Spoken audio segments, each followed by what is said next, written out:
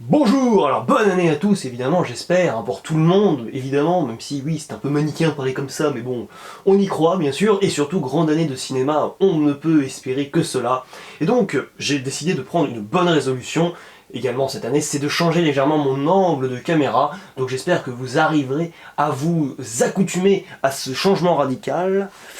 Un peu trop poussé, je pense, mon changement. Donc écoutez, on va rester à la vieille école et continuer de se parler en face à face, voilà, ça sera bien mieux. Face à une machine destructrice. Non, mais calmons-nous. Mes très chers amis, aujourd'hui nous allons parler d'un acteur français que j'adore, Christian Clavier. Alors oui, un acteur que j'ai appris à apprécier plus jeune, évidemment, oui, avec une certaine nostalgie maintenant que j'en parle, hein. Donc, à savoir que oui, Christian Clavier, je l'adore dans les films du Splendide, la plupart, pas tous, hein. Par exemple, je n'aime pas du tout Les Bronzés 3, mais je considère que Le Père Noël est une ordure et Les Bronzés font du ski, eh bien, sont des chefs-d'œuvre, et voilà, moi, dans ma filmographie, les chefs-d'œuvre, je n'en ai pas beaucoup, je peux les compter sur les doigts de 3 mains, précisément, parce que dans mon esprit, j'ai environ 10-12 chefs-d'œuvre, voilà, pour vous donner une petite idée, un vague aperçu. Et c'est vrai que beaucoup de personnes, que je côtoie d'ailleurs sur YouTube, ou pas forcément d'ailleurs, me disent souvent, oui, Christian Clavier est un has-been, il ne sait plus jouer, c'est une catastrophe, on en a marre de Clavier, il n'est pas dans les bons films, etc., etc. Et bien moi, dans cette vidéo, je vais chercher à défendre l'acteur. Et pour défendre cet acteur, je vais essayer justement de mettre en rapport, évidemment, ses performances personnelles aux films dans lesquels on a pu le voir en 2019. Et en 2019, c'est très simple, j'ai vu les 4 films dans lesquels il tournait, dans lesquels il jouait plus précisément. Donc écoutez, je vais vous faire une petite critique assez succincte de ces 4 films, et enfin, je vous ferai ma petite conclusion concernant donc cet acteur, voilà, seulement sur son année filmique 2019, soyons bien d'accord. Tout a commencé avec Christian Clavier, à la fin janvier 2019, avec une suite très attendue, oui, on peut le dire, puisque, évidemment, Philippe de Chauvron nous annonce qu'il réalise, voilà, qu'il sort en tout cas au cinéma, eh bien, sa seconde réalisation, en tout cas deuxième, parce qu'il en a prévu une troisième, mais un nouveau Qu'est-ce qu'on a fait au bon Dieu, qui s'intitule évidemment Qu'est-ce qu'on a encore fait au bon Dieu, évidemment, hein, sinon, eh bien voilà, rien que dans le titre déjà, on est très original là-dessus, donc on est heureux. J'avais bien aimé le premier opus, honnêtement, hein, je pourrais même lui mettre un beau 7 sur 10 sur Sens Critique, hein, voilà, franchement je trouve que c'était un bon film, et un film qui pour moi était réussi justement parce qu'il n'appelait pas de suite, hein, on va le dire franchement. C'est-à-dire que pour moi, ce film, il marche une fois, pas deux. C'est pour ça d'ailleurs que je n'ai pas apprécié ce deuxième opus. Alors voilà, hein, sur Sens Critique, je vous dis franchement, ça mérite pour moi un 4 sur 10, hein, voilà, pas mieux, pas possible en tout cas pour moi de lui mettre la moyenne, ça c'est clair, parce que c'est dommage, c'est que c'est un film, sans vous spoiler quoi que ce soit, qui est assez feignant, qui ne propose pas beaucoup de cinéma, si ce n'est pas du tout, parce que ça sonne très téléfilm. C'est pas péjoratif de parler comme ça non plus, mais dans le sens où je trouve que les acteurs, on les a un peu lâchés dans la forêt amazonienne, et c'est imagé, ils ne vont pas dans la forêt amazonienne, mais je veux dire qu'ils ont été lâchés en pleine savane, et qui sont complètement paumés, parce qu'il y en a qu'un qui s'en sort dans le lot, et j'y viens tout de suite, c'est Christian Clavier. Christian Clavier, qui a son rôle, alors oui, un peu l'archétype, c'est-à-dire le personnage qu'on a l'habitude de côtoyer, c'est vrai que oui, voilà, ça fait un peu un mélange de son personnage des Visiteurs, tu prends un peu l'essence aussi de son personnage dans Les Bronzés, tu fais un petit mélange, tu touilles, et hop, tu trouves Christian Clavier, version 2019, toujours un peu, voilà, avec les mêmes travers, et principalement aussi, c'est bien là que vient le terrible défaut, la terrible lacune du film, c'est que les personnages, en réalité, ils n'ont pas évolué. Ce qui signifie donc qu'en réalité, là, vous avez l'impression, et c'est pas du tout le cas, hein, c'est pas une erreur de chronologie, mais en réalité, on pourrait croire que ce film se déroule avant Qu'est-ce qu'on a fait au bon Dieu 1, mais pas du tout. Il se déroule bien après Qu'est-ce qu'on a fait au bon Dieu 1. Alors que leur parcours de personnage, t'as l'impression qu'ils ont été complètement figés entre le début du 1 et le début du 2. Autrement dit, tout ce qui s'est passé dans le 1 a été complètement balancé à la poubelle, a été placardé, et hop, débrouillez-vous avec ça, vous faites ce que vous en voulez. Ça, c'est une très mauvaise suite en général. C'est ce qui arrive avec Camping 2 par exemple, où c'est un peu une redite du premier, c'est ce qui peut aussi nous gêner avec d'autres films, hein. Ça s'applique souvent malheureusement. Les Visiteurs 2 par exemple, hein, est aussi le même symptôme malheureusement. Et oui, eh bien j'étais très déçu parce que Clavier en soi il sauve le film, à savoir qu'il essaie de tirer vers le haut un film qui est complètement râlé pas crête, mis à part voilà, qu'il y a une bonne musique qui a été interprétée par l'un des acteurs, qui est d'ailleurs meilleur chanteur qu'acteur, soit disant passant, parce que, eh bien oui, les acteurs malheureusement sont complètement... sont perdus, mais en même temps, en plus d'être perdus, voilà, ils n'ont pas assez de coffre, on va dire, et d'expérience pour s'en sortir, et je pense qu'ils n'ont pas assez de talent et de qualification en soi, vraiment, pour être capable d'improviser et d'être pertinent dans leur improvisation dans ce film, parce qu'on sent que ce film est quand même assez... on va dire, le réalisateur est très évasif, hein. On sent qu'il a dû faire une suite parce qu'on l'avait un peu forcé à la faire et qu'il n'avait pas vraiment le choix, c'est dommage. Et au final, eh bien écoutez, non, pour moi Clavier a été une belle réjouissance, c'est grâce à lui d'ailleurs que j'ai pu rire dans la salle de cinéma en compagnie de plein de personnes, c'est-à-dire que dès qu'il ouvrait la bouche et qu'il balançait une vanne, on était mort de rire. Par contre, le malaise arrivait dans la salle dès que les autres personnages commençaient à partir dans des délires de secrétaire de Neymar. Voilà, pour ceux qui ont vu le film, le gag, moi franchement je pense que c'est l'un des gags les plus mal, l'un des plus mauvais de l'histoire du cinéma, franchement, ce passage-là est assez atroce quand même si, voilà, bon, ça fait très téléfilm aussi, dans le rythme, à savoir que ça fait vraiment un peu mini-série, voilà, des pilotes un peu qui s'enchaînent, qu'on pourrait balancer le soir sur TF1, avant le JT ou après, ça nous choquerait même pas. Donc moi pour cet aspect répétitif, ce film je dis non. Par contre là on en vient à un film qui m'a davantage plu, et là je peux vous dire que c'est un gros film un gros film français de cette année 2019 hein, en termes de qualité, c'est Convoi exceptionnel, le film réalisé par Bertrand Blier qui réunit, pas nouveau pour lui en tout cas, mais qui pour le spectateur permet eh bien d'assister à nouveau à l'alchimie, n'est-ce pas, à la fusion entre deux acteurs extraordinaires, Gérard Depardieu et donc évidemment Christian Clavier. Beaucoup qui étaient surpris de voir eh bien, Bertrand Blier proposer à Christian Clavier le rôle, hein, voilà. Mais après tout, il arrive, et cette fois-ci, oui, on fait sortir Clavier un peu de sa zone de confort habituelle de ces dernières années. Je suis bien d'accord, à savoir qu'ici, voilà, on va jouer sur la corde sensible, et moi j'avais jamais vu Clavier justement sur cette grille de lecture. J'ai quand même toujours senti un Clavier comique, même si oui, j'avoue que dans Le Père Noël est une ordure, même si ce personnage, eh bien, qui l'incarne, nous agace au possible, on arrive, et c'est ça le tour de force, quand même, à avoir un peu pitié d'un personnage, alors qu'on sait très bien que dans 5 minutes, on va être en train, eh bien, tout simplement de le détester, on va vouloir l'égorger, et finalement ici, la volonté du film, et tout autre dans Convoi exceptionnel, c'est un film d'auteur, c'est un film d'acteur, où en gros, c'est très simple, l'histoire, on n'en a pas grand chose à faire, l'idée principale, et c'est d'ailleurs pour ça que je mets d'ailleurs sur Sens Critique un 7 sur 10 à ce film, que je trouve excellent, peut-être même un 8 sur 10, là, maintenant que j'y pense avec le recul, ça quand même monte dans mon estime, c'est tout simplement que c'est un film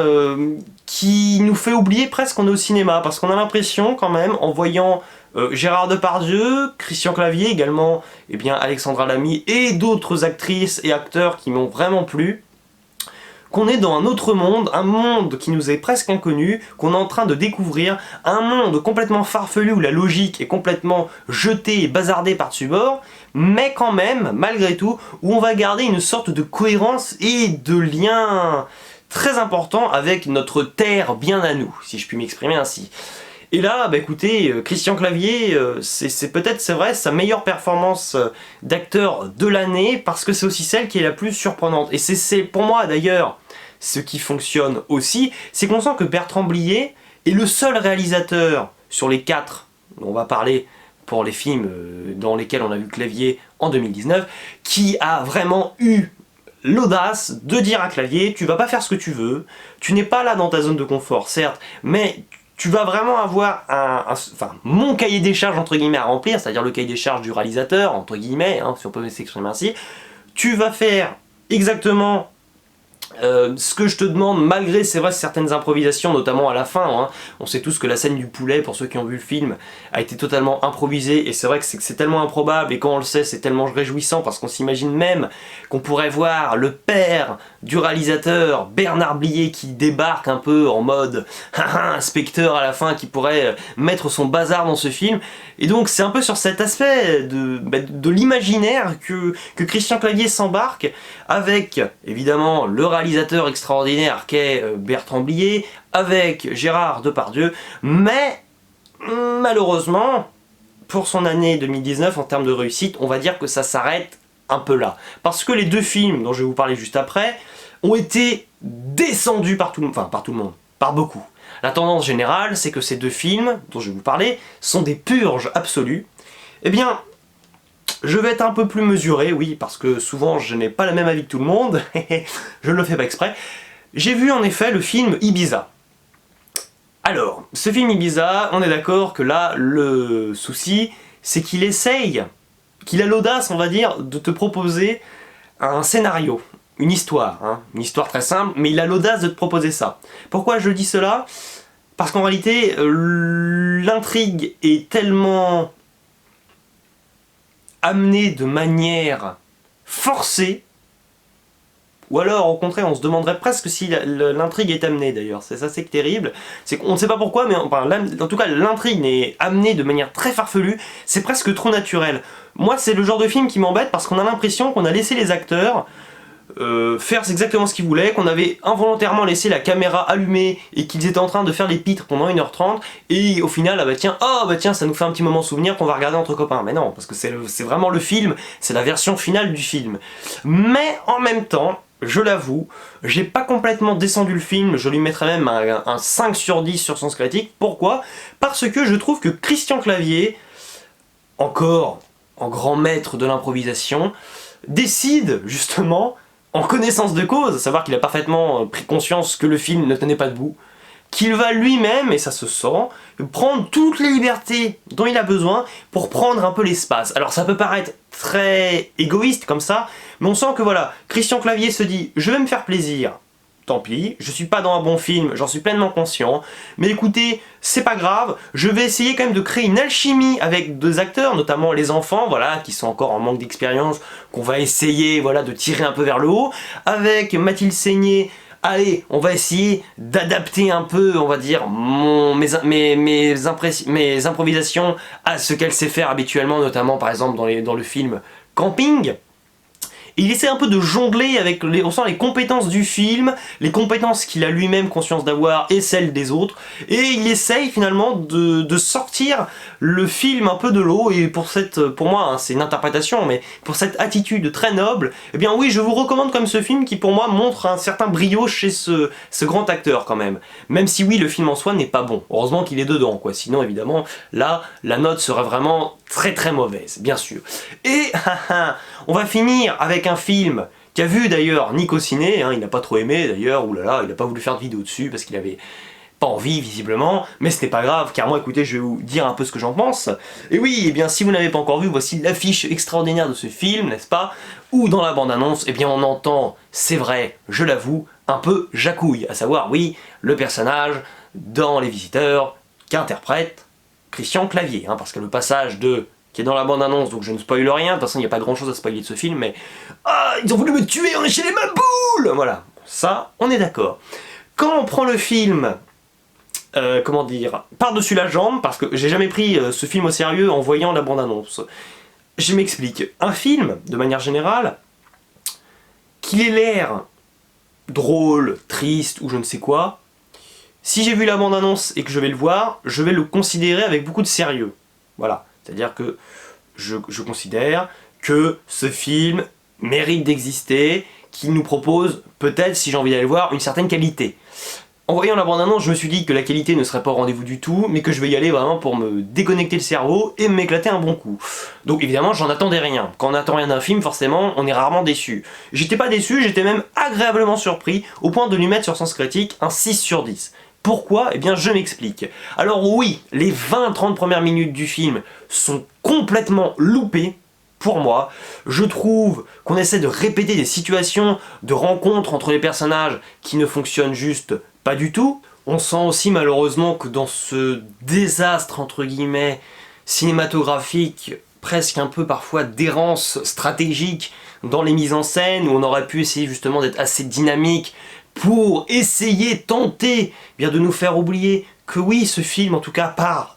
extrêmement mal. On aurait pu jouer sur la musique justement, en essayant peut-être d'apporter une petite originalité, parce que oui, on sait qu'on va partir en Afrique du Sud, donc pourquoi pas nous proposer un peu, je sais pas moi, nous proposer un certain apport de la culture de là-bas avant même qu'on y aille, c'est-à-dire qu'on est encore en France, à l'aéroport, mais non, on s'attarde un peu sur des événements dont on se fiche éperdument, et c'est dommage parce que j'ai envie de vous dire que ce film aurait commencé à partir de ses 20-30 premières minutes initiales, il aurait été ma foi très bon, il aurait peut-être fait qu'une heure et quelques, et bah écoutez, c'était pas très grave. Moi je n'attache pas beaucoup d'importance à la durée, et tant que le film me plaît, et que le rythme, au-delà du fait qu'il fonctionne, si le rythme, même pas qu'il paraisse naturel, mais moi j'aime bien quand les rythmes, le rythme un peu, on va dire, pas saccadé, mais linéaire. Linéaire, c'est souvent pris avec beaucoup de négativité, mais moi je trouve que la linéarité permet une certaine vraisemblance dans un récit interne. Un récit interne, c'est-à-dire, enfin dans la structure, parce que le film soit bon ou pas, moi si le film m'arrive quand même à m'accrocher quand je le vois, mais que je ne l'aime pas avec un peu de recul une fois que j'ai terminé ma séance, c'est pas si grave après tout, parce qu'au moins j'ai pris du plaisir à le regarder. Alors que là, en étant complètement absent sur tous les aspects de la réalisation, de la mise en scène, de la musique, des performances d'acteurs qui sont complètement paumées, même Christian Clavier, on sent que là, il peut pas faire des miracles non plus, comme c'était le cas pour sa stratégie, on va dire, employée dans Ibiza. Là, ça peut pas le faire, parce que je pense que le film a encore moins de potentiel dans sa première partie que dans Ibiza. Mais une fois qu'on arrive en Afrique du Sud, là, on est dans un élément propice pour les 4 acteurs. Évidemment, on a Christian Clavier, on a l'acteur que j'adore, évidemment, Ramzy de la tour Montparnasse infernale. On retrouve ensuite d'autres acteurs aussi qui m'ont l'air quand même assez convaincants, dont un qui va jouer, j'ai vu là un photographe, enfin pas photographe, mais un caméraman qui va jouer le rôle, je crois, du directeur dans Ducobu 3. Je demande à voir aussi, parce que la bande-annonce, d'ailleurs, je l'ai vue, elle a l'air complètement râlée pas crête également, celle-là d'ailleurs, bon, c'est pas grave. Mais j'ai apprécié parce que je trouve qu'il y a des petites idées, alors c'est un peu maladroit, hein. Le film est quand même assez maladroit, mais on sent quand même qu'à un moment, il décide de partir dans un délire, peut-être un peu classique, mais de jouer à fond la carte du... Allez, on a essayé d'être pas très sérieux au début, mais un peu quand même, parce qu'on a essayé d'être vraisemblable, mais oublions toute logique, ruons-nous sur la franche rigolade, sur la débilité profonde des personnages, jouons sur le ridicule, jouons sur certaines petites idées, on va dire, d'avancée narrative, à savoir qu'à un moment, vous avez un personnage qui va voir un logo de lion, et hop, tout d'un coup, après, vous avez un lion. Alors oui, ça paraît complètement idiot, mais eh bien, ça permet au film d'avancer, parce qu'en soi, l'histoire, c'est un peu toujours la même histoire et la même rengaine avec Christian Clavier version 2019, c'est que l'histoire, grosso modo, dans tous ces films, on s'en fiche un peu, parce que l'acteur dépasse les films, dépasse le scénario même, et la dramaturgie en général, qui, soit volontairement, n'est pas vraiment développée, comme c'est le cas dans Convoi exceptionnel, ou alors qui peine à exister, comme c'est le cas évidemment dans Qu'est-ce qu'on a encore fait au bon Dieu, dans Ibiza, ou dans ce Rendez-vous chez les Malawa, ou Bienvenue chez les Malawa, non, Rendez-vous chez les Malawa. Donc écoutez, un film, moi, que je vous conseille quand même, parce que, bon, malheureusement, la morale est bien trouvée. On va dire que le film arrive à bien pointer du doigt ce qu'il aurait pu aborder en détail, c'est un peu malheureux quand même, à savoir que les médias, oui, permettent, sous un certain angle de vue, de nous faire croire que nous assistons parfois, quand nous regardons la télé, eh bien, à une certaine télé-réalité,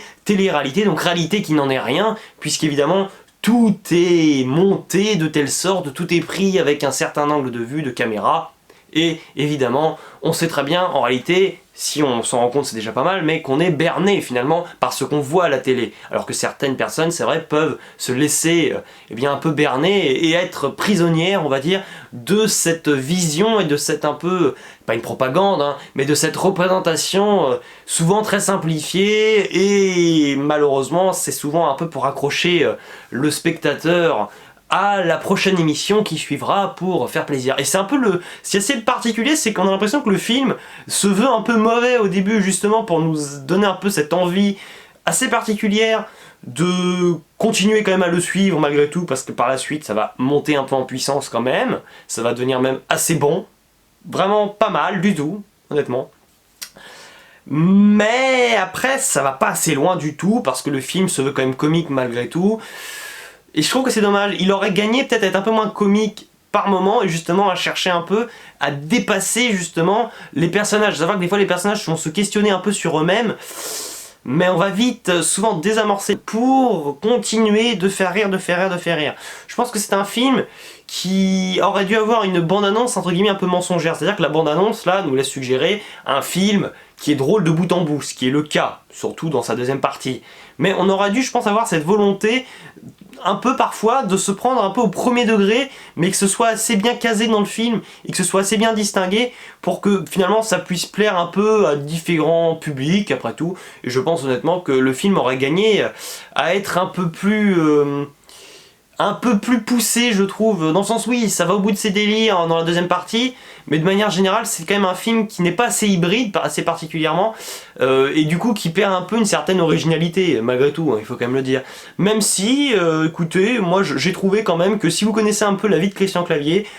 c'est quand même marrant de constater que c'est un film, et c'est un peu d'ailleurs ma conclusion, c'est que on va faire un peu des clins d'œil et des références, et il y a beaucoup d'autodérision autour de Christian Clavier, on sent justement, à un moment on parle du Fouquet, on sait qu'il a tendance à y aller régulièrement quand même. À un moment voilà, il y a un personnage qui va dire qu'il est socialiste, alors lui il va être en train de péter des câbles, parce qu'évidemment bon c'est tout ce que lui est de droite. Le film va jouer là-dessus, il va jouer aussi sur ta connaissance, oui je te tutoie toi qui regardes cette vidéo, si tu en es arrivé là, parce que c'est vrai qu'elle va être longue, désolé hein. Elle joue quand même sur la connaissance de sa filmographie avec Les Visiteurs et compagnie, parce qu'il y a beaucoup de références. Mais écoutez, si vous aimez Christian Clavier, et si vous avez envie de passer un bon moment, c'est pas la comédie française du siècle, ni de l'année, bien sûr. Mais écoutez, on passe voilà, un bon moment, un film un peu... pas assez bipolaire, j'ai envie de vous dire, presque, parce qu'il est assez fou dans sa partie comique, mais comme le film est quand même assez condensé, je veux dire, et qu'il y a quand même un passage vraiment pas très bon et un passage assez bon, on n'est jamais assez perdu, je trouve, et assez dépassé par des événements qui sont malgré tout en plus assez prévisibles. Mais écoutez, quand même, j'ai envie de féliciter ces acteurs qui... On a l'impression, d'ailleurs c'est assez troublant, qu'ils jouent un peu exprès la maladresse, entre guillemets, c'est-à-dire qu'on a l'impression qu'ils font exprès de mal jouer, pour par la suite jouer comme d'habitude, à savoir très bien,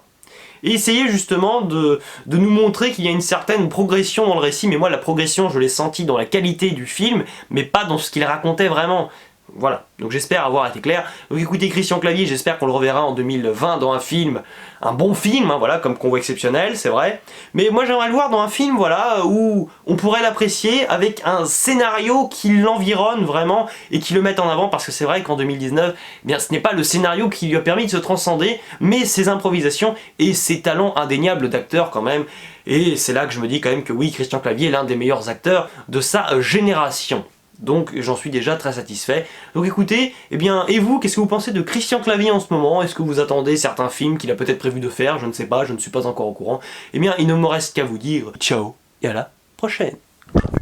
Oula, j'ai fait tomber la caméra!